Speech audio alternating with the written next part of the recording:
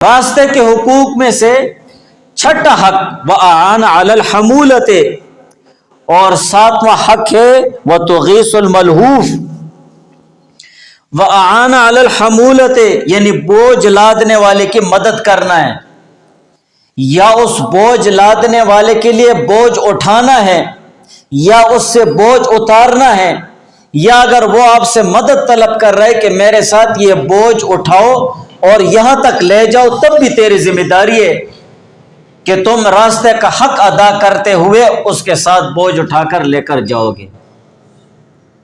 آپ راستے میں کھڑے ہیں، باتیں کر رہے ہیں یا بیٹھے ہوئے ہو اور اچانک کوئی ایسا شخص آ گیا ہے کہ اس کو بوجھ اٹھانا ہے یا بوجھ اتارنا ہے یا بوجھ کسی جگہ تک پہنچانا ہے، تو آپ کی ذمہ داری ہے کہ آپ راستے کا حق ادا کرتے ہوئے اس کی مدد کرو گے کہ ٹھیک ہے جی بالکل میرے پاس ٹائم ہے، فارغ ہوں، آپ بوجھ مجھے دے دیں، میں اٹھا سکتا ہوں، آپ بوڑھے ہیں، کمزور ہیں۔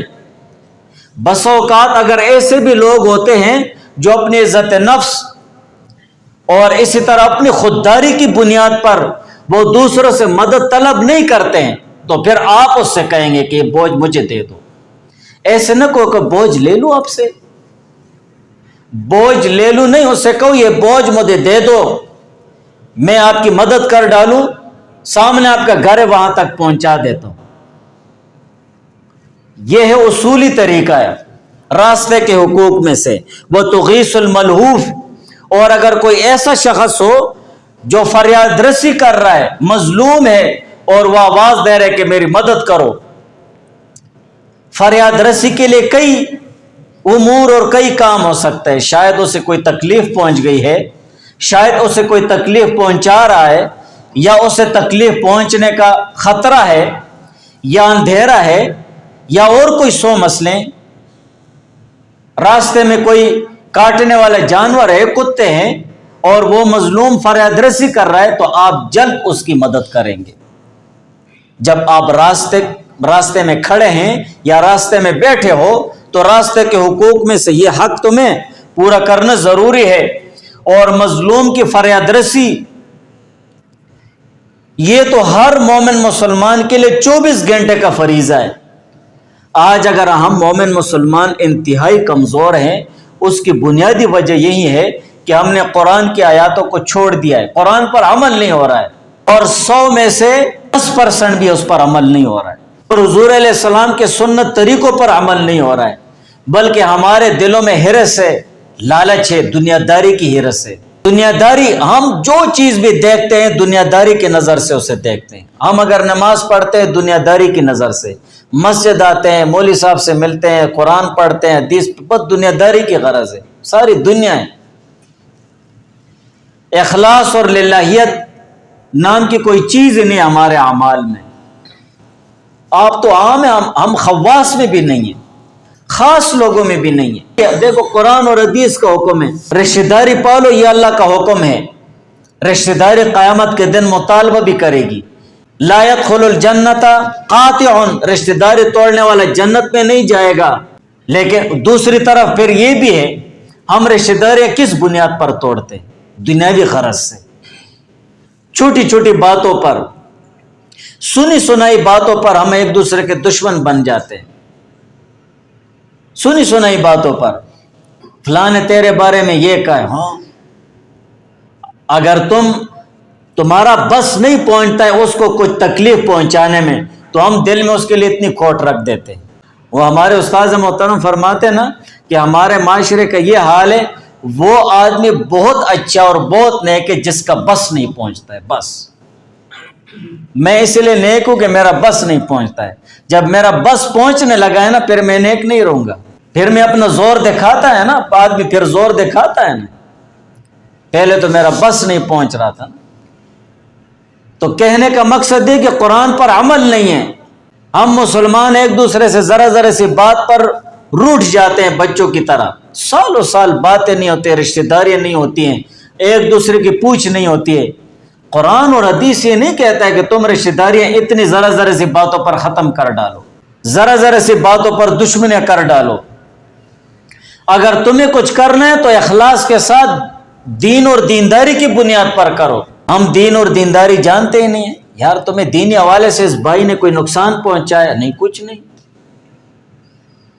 بس اس نے اس طرح کیا ہے، بس ہم نے آنا جانا چھوڑ دیا. تو کہنے کا مقصد یہ ہے کہ عمل نہیں ہے، قرآن اور حدیث پر ہمارا عمل نہیں ہے، بہت کمزوری ہے.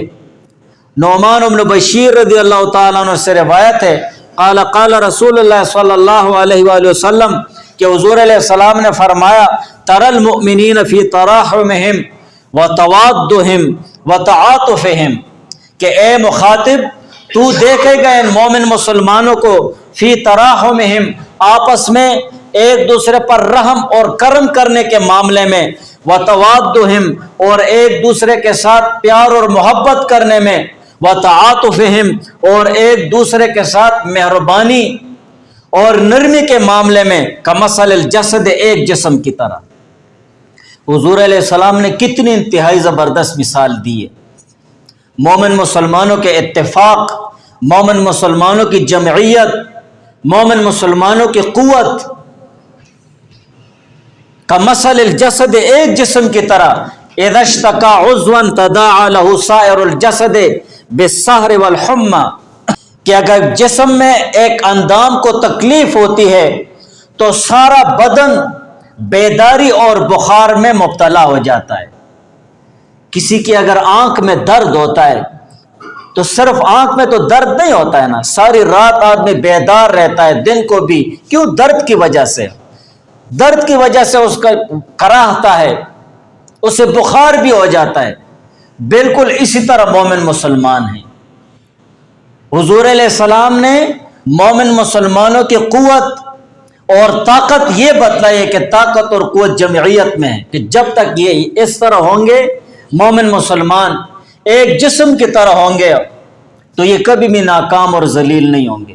آج اگر ہم معاشرے میں ذلیل اور رسوا ہو رہے ہیں، چاہے گھر میں ہو، چاہے باہر گلی کوچوں میں اور معاشرے میں ہو، یا بین الاقوامی سطح پر ہے، ہم مسلمان یوں ہیں، نفسا نفسی کا عالم بنایا ہوا ہے. ارے کہتے ہیں بس میں ہوں، مجھے بس. ہاں، وہ بھی لوگ گزرے ہیں نا. صحابہ کو دیکھو کیسی جمعیت تھی ان کی، کیسے اتفاق تھا ان کا. آج ہم کیوں بکھرے ہوئے ہیں؟ نہ وہ محبت ہے مومن مسلمانوں میں. میرے جسم میں اگر سر میں درد ہے تو سارا جسم تکلیف میں ہوتا ہے. ہم مسلمانوں میں سے ایک تکلیف میں ہوتا ہے تو ہم سارے خوش ہو رہے ہوتے ہیں، سارے بس ہنس رہے ہوتے ہیں، دل میں ہنستے ہیں، خوش ہوتے ہیں. بس چھوڑو اس پر. نہیں، ایک درد ہونا چاہیے، یار میرے مسلمان بھائی پر تکلیف آئی ہے. اللہ تعالیٰ کتنا خوش ہوتا ہے اس پر. تو تمام مسلمانوں کو ایک تن اور ایک جسم ہونا چاہیے، مدد میں، ہمدردی میں، ایک دوسرے کے ساتھ اچھائی میں.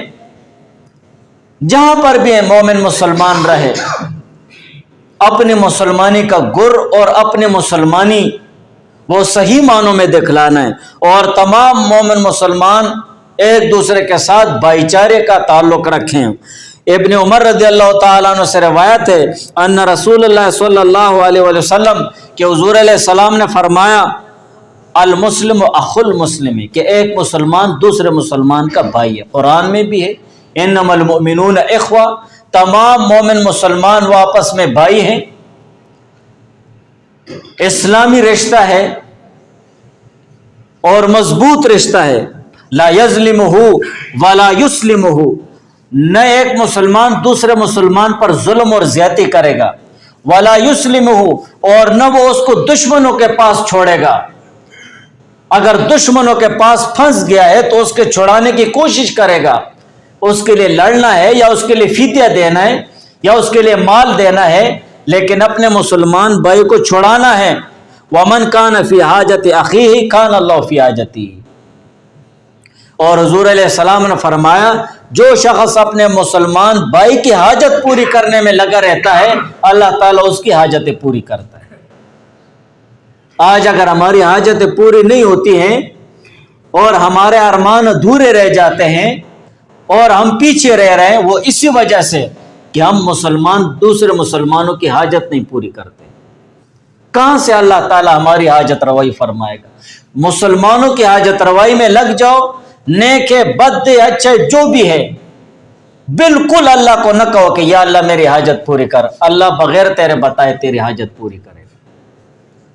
حضور علیہ السلام کے ارشادات صحیح احادیث ہے، متفق علیہ، بخاری اور مسلم کی حدیث ہے، من کان فی حاجت اخیہ کان اللہ فی حاجتی۔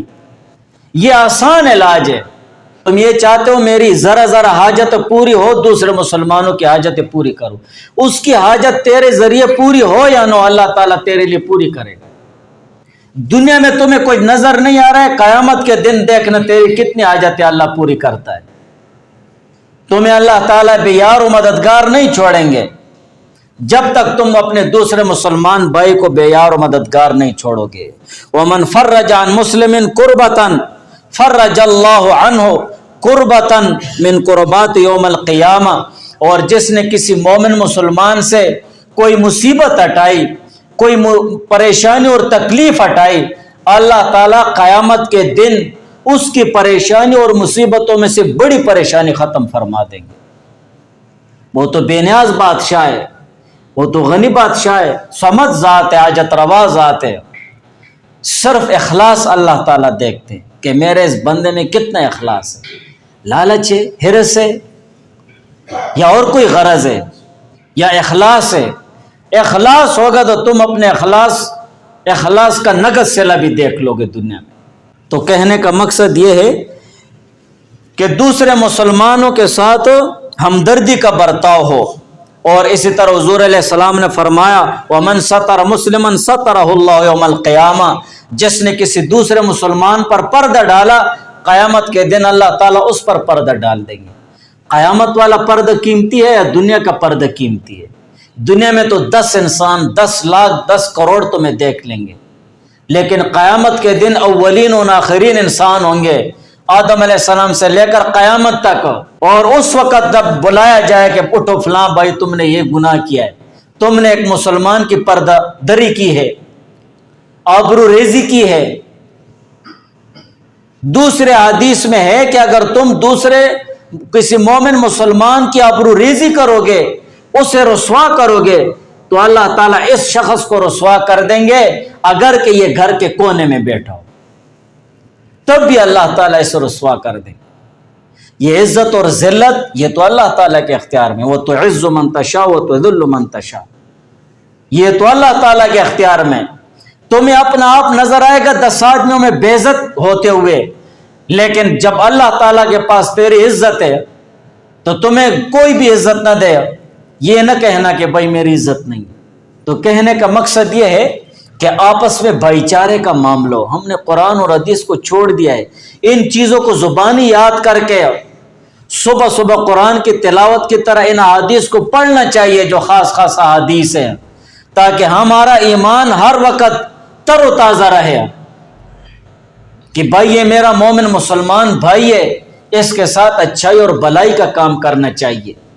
یہ میرا مسلمان بھائی، اس پر پردہ ڈالو، رسوا مت کرو، اسے نصیحت کرو، اسے سمجھاؤ، اس کو دعوت دو، اس کے لیے دعائیں مانگو۔ یہ ساری تیرے مسلمان بھائی کی تجھ پر ذمہ داری ہے، یہ نہیں کہ اس کو بے عزت اور رسوا کرتے رہو۔ بدترین سود وہ مسلمان کی آبرو ریزی ہے، بدترین سود، کہ سود کے متعلق قرآن میں اعلان جنگ ہے اللہ اور اس کے رسول کی طرف۔